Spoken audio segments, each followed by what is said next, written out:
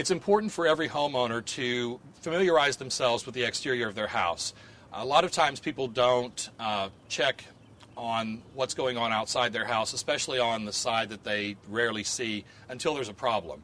Well, you can prevent a lot of problems by walking around and taking a look at your foundation and finding out if there's weeds or debris building up, because that's very damaging to the side of your house, especially if you have a wood-sided house.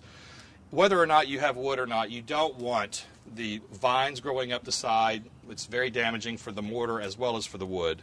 So you'll want to make sure all those are cut back. A lot of people will excavate a small area around the foundation of their house and fill it with gravel. So this provides a barrier for weeds and vines and the like.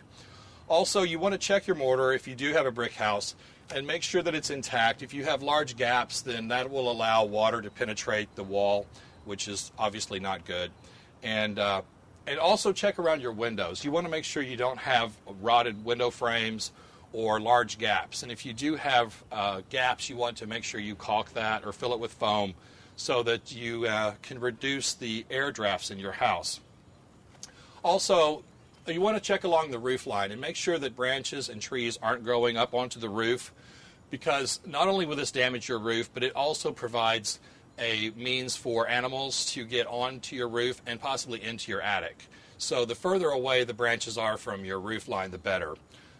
So familiarizing yourself with what's going on the outside of your house will prevent your repair bills in the future and save you a lot of potential headaches.